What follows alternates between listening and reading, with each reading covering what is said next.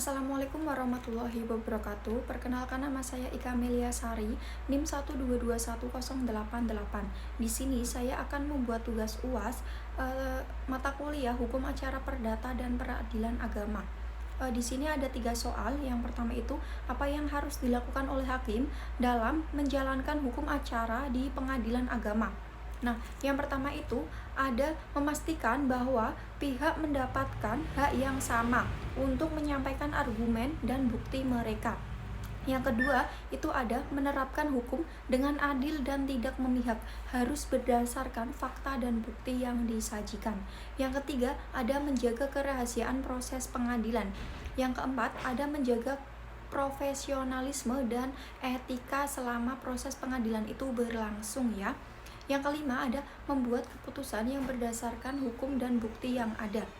Nah, soal yang kedua itu bagaimana komparasi spesifik hukum acara perdata di pengadilan negeri dan pengadilan agama. Yang pertama itu di pengadilan negeri terlebih dahulu, yaitu tentang yurisdiksi. Pengadilan negeri memiliki yurisdiksi atas semua kasus perdata yang tidak secara khusus diberikan kepada pengadilan lain.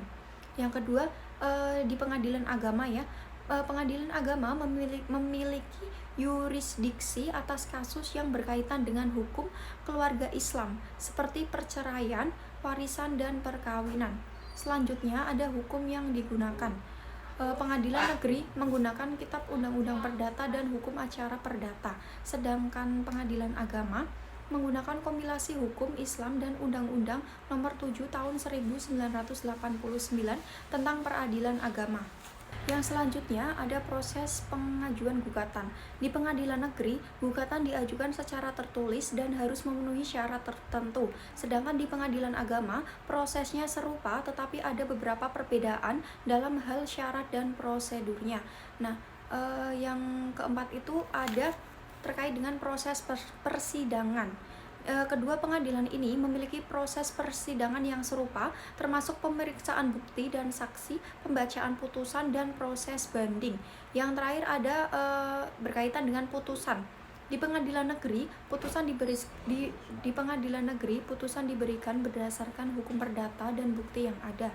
Sedangkan di pengadilan agama, putusan juga diberikan berdasarkan hukum Islam dan bukti yang ada.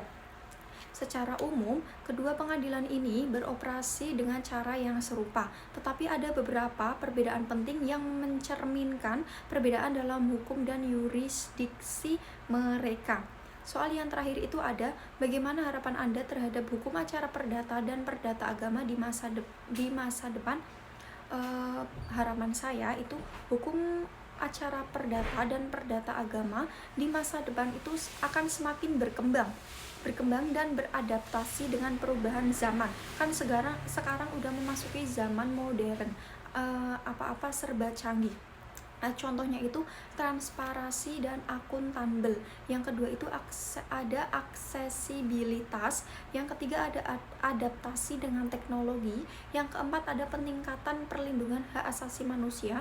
Dan yang terakhir ada harmonisasi hukum. Nah, itu jawaban dari pertanyaan-pertanyaan yang Bapak berikan kepada saya. Terima kasih sebelumnya. Mohon maaf apabila ada kesalahan kata. Saya ucapkan terima kasih. Wassalamualaikum warahmatullahi wabarakatuh.